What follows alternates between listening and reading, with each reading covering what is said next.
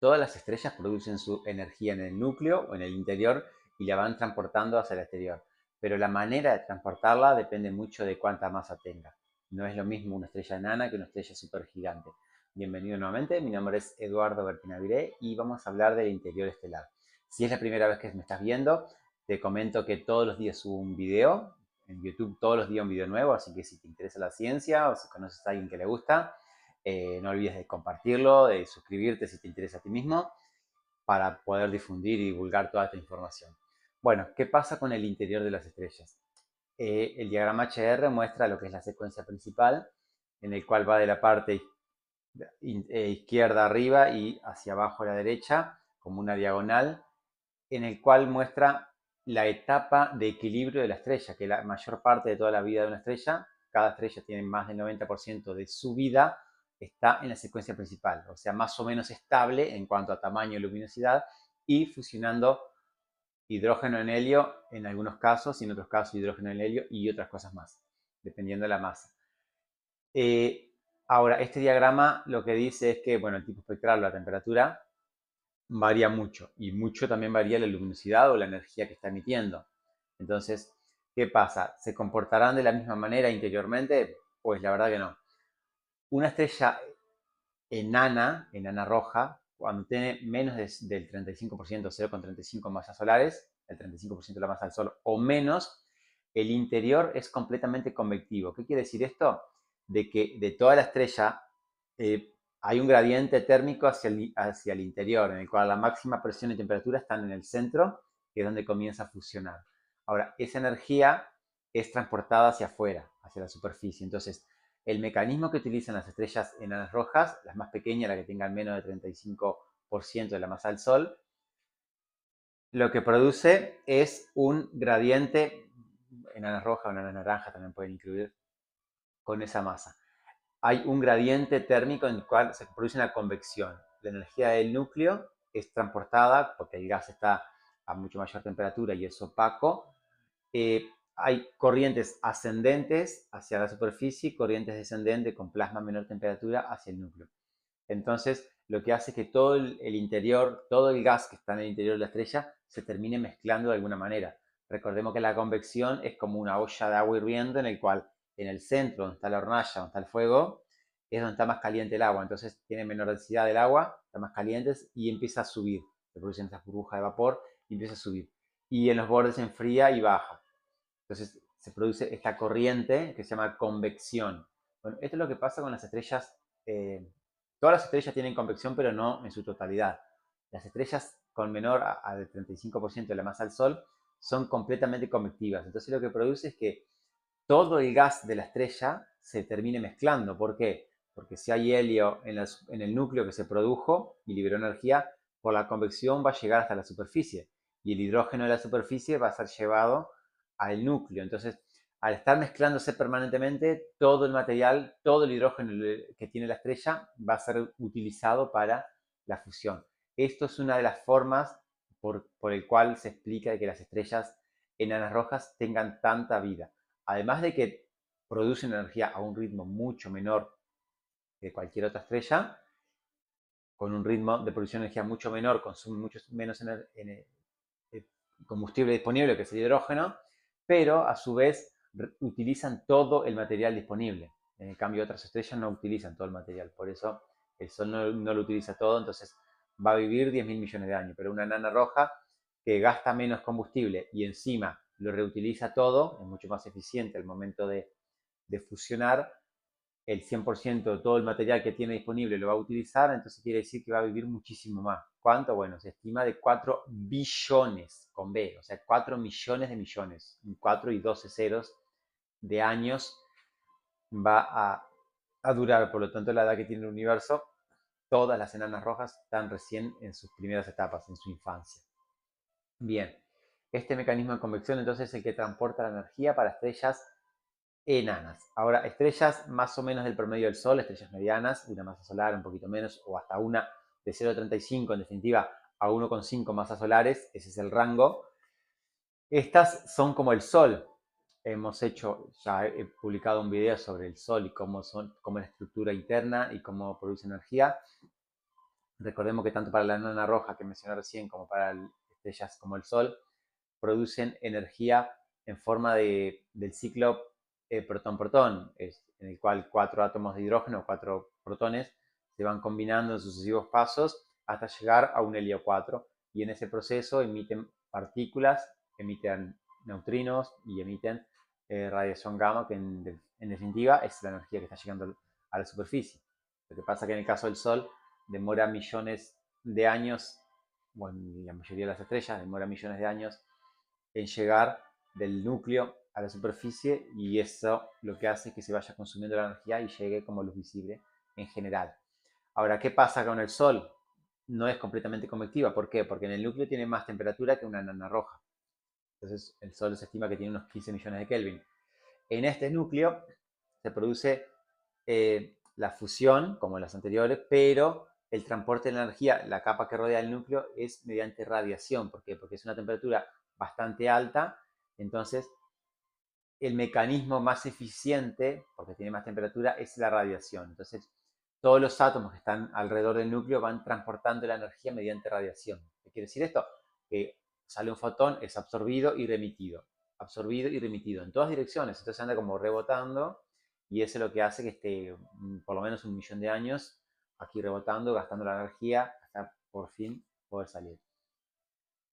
Hay un gradiente térmico. En definitiva, en todas las estrellas, básicamente hay gradiente térmico. Gradiente térmico. Lo que pasa es que hay regiones que hay mayor y otros menor. Entonces lo que produce es que cuando llega a una cierta temperatura, no es tan eficiente la radiación, entonces se produce la convección. ¿Por qué? Porque, bueno, ya en el caso del Sol es la última capa, la zona convectiva, y ahí es notorio el gradiente térmico. ¿Por qué? Porque en la superficie tenemos 5.800 grados y adentro tenemos miles y miles y miles, millones casi en el borde de esta capa. Entonces hay un gradiente térmico bastante importante, y acá favorece, cuando hay mayor gradiente térmico y es opaco a la radiación, favorece la convección. Entonces, como la luz no puede pasar porque es opaco y encima está muy caliente abajo y muy frío relativamente arriba, hay un gradiente térmico importante en esa capa, como la olla de agua, favorece la convección. Entonces empieza a moverse en corrientes ascendentes de gas y corrientes descendentes. Esto es lo que genera también como la superficie granulada, en el cual de ahí se nota, bueno, dónde salen estos chorros, corrientes ascendentes, y otras que bajan con plasma a menor temperatura. Bueno, ¿qué pasa con estrellas con temperaturas un poco superior con masas superior de 1,5 hasta 8 masas solares? Es al revés. ¿Por qué? Porque el núcleo es cada vez mayor la temperatura. Entonces, como ya supera bastante más de los 15 millones de Kelvin que tiene el Sol, lo que se produce es que hay ya un gradiente térmico en el interior de la estrella. Entonces, alrededor del núcleo que está produciendo la energía, empieza a producirse convección. Entonces, la energía producida alrededor del núcleo es transportada hacia capas más exteriores mediante convección. Y después, la última capa es de radiación. ¿Por qué? Porque esta capa de radiación, como es una estrella a mayor temperatura, tendría más o menos la temperatura que tiene la del Sol rodeando el núcleo. Estamos hablando de, en términos global de la estrella, tenemos mucho más temperatura que lo que es el Sol. Y en el núcleo mucho más también, mucho más que los 15 millones de Kelvin. Pueden llegar a más de 100 millones de Kelvin las estrellas más grandes. Entonces, sería básicamente al revés de lo que es el Sol. El Sol, dijimos, después del núcleo tenemos zona de radiación y zona de convección. Las estrellas entre 1,5 y 8 masas solares tenemos convección y radiación, que quedan como alternadas estas zonas. Entonces, el mecanismo depende de qué tan fuerte sea el gradiente térmico y qué tan opaco sea el plasma en esa zona. Y depende de la temperatura, de la presión. Hay muchos parámetros que están jugando el papel de qué mecanismo es más propicio para transportar la energía. Después, ¿qué ocurre? Cuando hay estrellas muy grandes, superior a 8, y bueno, al límite máximo se estima que 120 masas solares, se han encontrado más estrellas que se han calculado que tienen 200 masas solares. Estas estrellas, el interior, primero que nada, que mira, tienen muchísimo más temperatura que todas. Y van produciendo el interior es como una cebolla con muchas capas. ¿Qué quiere decir? Que en la superficie tenemos hidrógeno, y después otra capa de helio, después otra capa de berilio, y todos los elementos más pesados hacia el centro, y tenemos un núcleo de helio. Estas son las etapas finales de la vida. ¿Y por qué tenemos esta estructura? Bueno, primero que nada porque no habría una convección completa, porque si no se estaría mezclando todo el elemento pesado. Pensemos esto. Si tenemos una estrella que es totalmente convectiva, o gran parte de la estrella, por lo menos la mitad del radio, que sea convectivo, ¿qué ocurriría? Que se estarían mezclando los elementos químicos. Tenemos oxígeno, nitrógeno a mitad del radio y sería llevado por convección a la superficie. Y esto no pasa. Entonces lo que se está produciendo es, de alguna manera, como van alternando estas zonas, de la misma manera que van alternando los elementos químicos, que son hidrógeno, helio, berilio, y todos, la tabla periódica, vienen aumentando hasta llegar al hierro. El hierro, recordemos que no se fusiona porque el hierro no libera energía, sino que tendría que absorber. Entonces la estrella no se absorbe su propia energía porque la está liberando hacia afuera, y el núcleo queda de hierro inerte. Entonces, todas estas capas con elementos más livianos hacia afuera o más pesados hacia adentro, dependiendo de la dirección que miremos, de alguna manera hay algunos cortes, algunas esferas concéntricas en el cual hay radiación intercaladas, un poco intercaladas con convección, o zonas inertes, en el cual no permite que se mezcle todo el gas. Entonces es bastante complejo este interior, y de la misma manera que están elementos en capas, también estarían de alguna manera intercaladas zonas inertes, zonas de radiación, zonas de convección, en el cual no haya una mezcla eh, total del gas, porque en definitiva, si el gas se mezclara todo, no tendríamos, lo lógico es no pensar, no tendríamos esta estructura en capa de cebollas hacia afuera, con elementos cada vez más livianos hacia afuera o cada vez más pesados hacia adentro, y se terminaría mezclando todo, en el cual tendremos un plasma de mezcla de decenas de elementos químicos. Entonces, al producirse estos cortes, en cuanto a la convección, permite que la estrella, de alguna manera, es la forma más eficiente que tiene, porque siempre, recordemos que toda la naturaleza lo que hace es, al momento de transportar algo, de transmitir una onda, siempre utiliza el principio de mínima acción. Va a utilizar o la mínima acción disponible, la mínima que pueda utilizar, o el mínimo tiempo. Siempre la naturaleza, en definitiva, trata de ahorrar. La luz siempre va a ir no por el camino más corto, aunque nos podría parecer raro. Siempre la luz va por el camino que le lleve menos tiempo.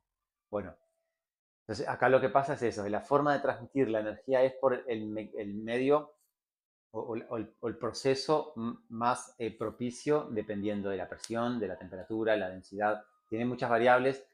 Conforme nos metemos en el núcleo de la estrella, va cambiando la densidad, va cambiando los elementos químicos, va cambiando la presión, va cambiando la temperatura. Entonces, al ir cambiando todo esto, son parámetros que van modificándose.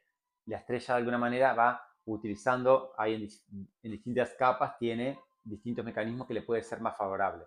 Entonces, de alguna manera es ya más complejo que lo que puede ser el Sol, pero va alternando estas formas de transportar la energía, porque, bueno, hay, dependiendo de los elementos químicos, reitero, pueden haber distintos gradientes térmicos en distintas capas. Entonces puede favorecer o un mecanismo o a otro.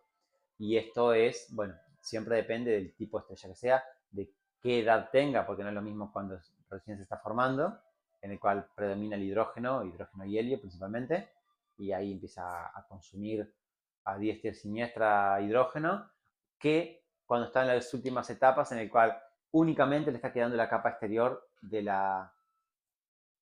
toda la estrella con hidrógeno, después helio, y ya hacia el centro tiene que utilizar distintos procesos de fusión, porque no tiene que fusionar hidrógeno, porque no tiene que fusionar elementos pesados hasta llegar al hierro. Entonces, dependiendo, reitero, de la región en la cual sea y las condiciones que tenga, es el mecanismo que va utilizando.